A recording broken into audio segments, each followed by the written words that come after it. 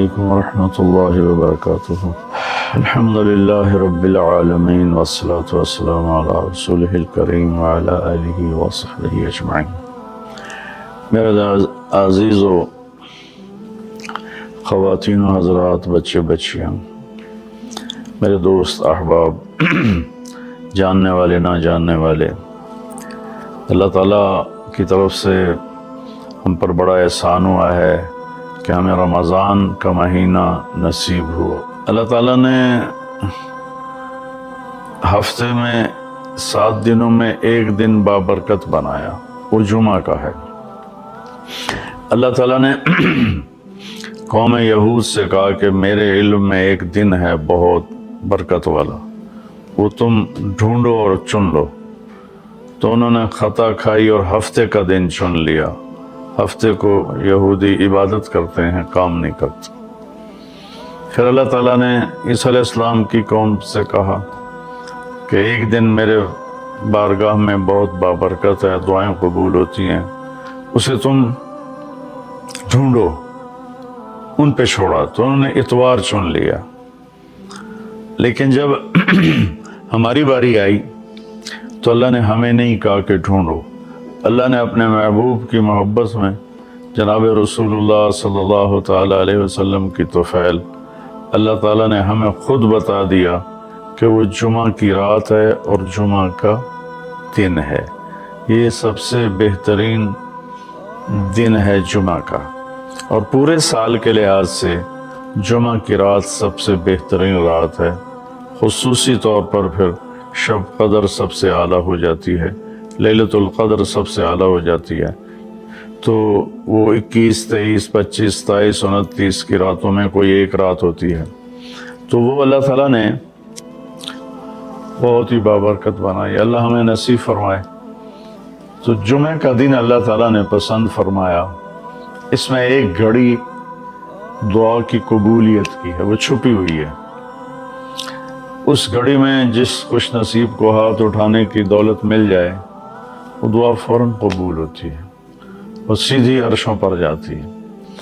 علماء نے اس میں تحقیق کی، ہر ایک نے اپنے اپنے خیال کے مطابق۔ بعضوں کے نزدیک جب امام خطبے کے لیے ممبر پہ آتا ہے تو وہ دعا کی قبولیت کا وقت ہے۔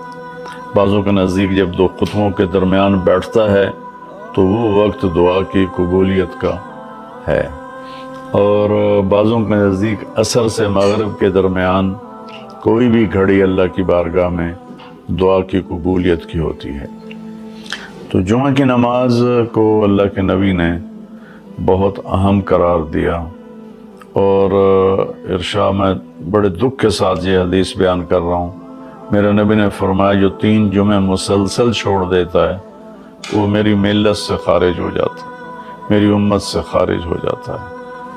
تو میں اپیل کروں گا ان بہن بھائیوں سے جو نماز میں سستی کرتے ہیں، کم از کم جمعہ ضرور پڑھ لیا کریں۔ عورتوں پہ جمعہ فرض نہیں ہے، مردوں پہ فرض ہے۔ تو میں کہا کرتا ہوں، جو دوست ملتے ہیں جی نماز نہیں پڑھی جاتی، تو میں ان سے کہتا ہوں ایک نماز 5 میں سے طے کر لو اور ایک جمعہ طے کر دو، 2 نمازیں شروع کر دو۔ جس نے بھی اس پہ عمل کیا وہ 5 وقت کا نمازی بن گیا۔ تو جمعہ کی نماز کے بعد جمعہ سے جمعہ تک کے جتنے گناہ ہوتے ہیں وہ اللہ تعالیٰ معاف فرما دیتے ہیں، اور جو جتنی جلدی جا کے بیٹھتا ہے امام کا خطبہ سننے کے لیے اس کو اتنا زیادہ اجر ملتا ہے۔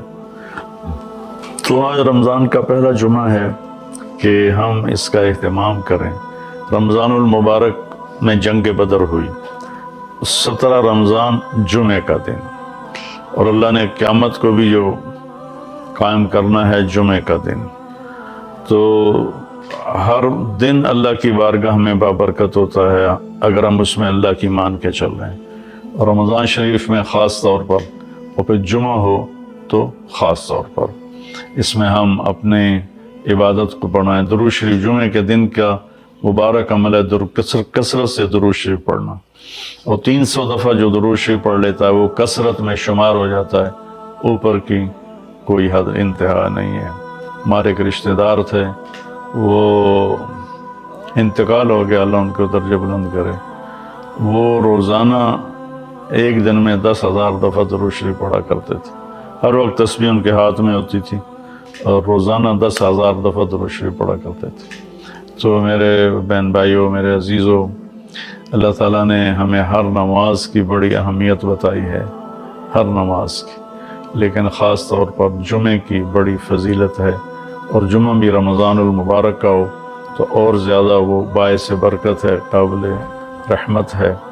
تو روزے کا بھی اہتمام ہو اور ساری نمازوں کا اہتمام فرمائیں، کوئی باجماعت پڑھنے کی کوشش کریں، کوئی جماعت سے رہ جائے تو پھر اس کو چھوڑیں نہیں، اسے ضرور پڑھ لیں، کہ نماز کی اللہ تعالیٰ نے جتنی تاکید قرآن میں کی ہے اور کسی کی اتنی تاکید نہیں کی، اور اللہ تعالیٰ نے 10 دفعہ اقیم الصلاۃ، اقیم الصلاۃ، اقیم الصلاۃ وآتوا الزکاۃ، تو 10-12 دفعہ اللہ نے قرآن میں براہ راست حکم کیا اقیم الصلاۃ وآتوا الزکاۃ۔ اور ادھر اللہ پاک کی رحمت کے دروازے کھلے ہوئے ہیں، اللہ کا عرش پہلے آسمان پر ہے، جنت کے دروازے کھل چکے ہیں، جہنم کے دروازے بند ہو چکے ہیں، اور میرے نبی کا فرمان ہے کہ اگر میری امت کو پتہ چل جائے رمضان کیا ہے تو تمنا کریں گے کہ سارا سال ہی رمضان ہو، اتنی اللہ کی رحمت ہوتی۔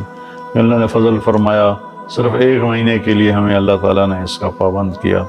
تو میرے بھائی بہنوں، اس مہینے کو قیمتی بناؤ، کسی سے ہم لڑے ہوئے ہیں ہم صلح کر لیں، مرنے والے سے پوچھو کہ لڑائی کا کیا نقصان ہوتا ہے، مرنے والے سے پوچھو دنیا کی دوڑ کا کیا نقصان ہوتا ہے، مرنے والے سے پوچھو ماں باپ کی نافرمانی کا کیا انجام ہوتا ہے۔ امام بخاری رحمۃ اللہ علیہ نے ایک واقعہ نقل کیا ہے کہ ایک گاؤں میں ایک نوجوان کو دفن کیا گیا، تو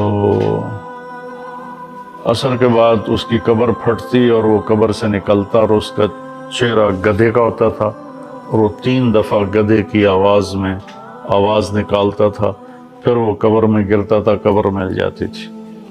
تو لوگوں نے اس کی ماں سے پوچھا کہ یہ کیا چکر ہے؟ تو اس کی ماں نے بتایا کہ شرابی تھا، شراب پیتا تھا، تو میں اسے روکتی تھی نہ پیا کر، تو وہ آگے مجھے کہتا تو کیا گدھے کی طرح آوازیں نکالتی رہتی ہے، مجھے نہ سنایا کرو۔ تو اللہ تعالیٰ نے تھوڑا سا اس کا انجام دکھا دیا کہ ماں باپ کو اس طرح تکلیف دینے سے کیا ہوتا ہے۔ تو بھائیو، ایک تم نماز کو زندہ کریں۔ میرے نبی نے کہا جعلت قرۃ عینی فی الصلاۃ، نماز روزے سے بڑا فرض ہے، میری آنکھوں کی ٹھنڈک نماز میں ہے۔ اور جب آپ دنیا سے تشریف لے جا رہے تھے تو آپ نے پورے دین کو 2 لفظوں میں بیان کیا، ایک ہے حقوق اللہ، ایک ہے حقوق العباد، اور ایک ہے بندگی اور ایک ہے معاشرت۔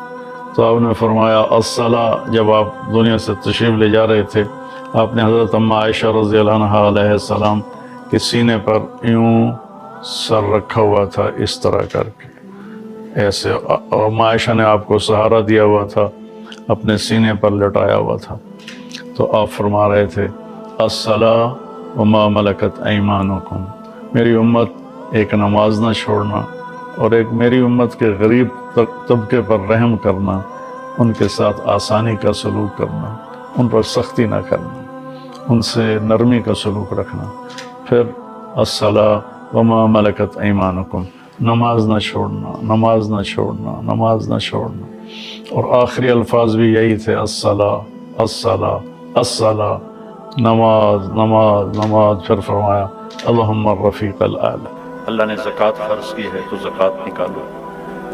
اب تو اتنے حالات ہیں کہ متوسط طبقہ بھی زکوٰۃ کا مستحق ہے، اپنے زکوٰۃ سے بڑھ کے نکالو، کیونکہ زکوٰۃ دینے والا بخیلوں سے تو نکل جاتا ہے، لیکن سخیوں میں داخلہ اس سے اوپر کرے گا تو ہوتا ہے۔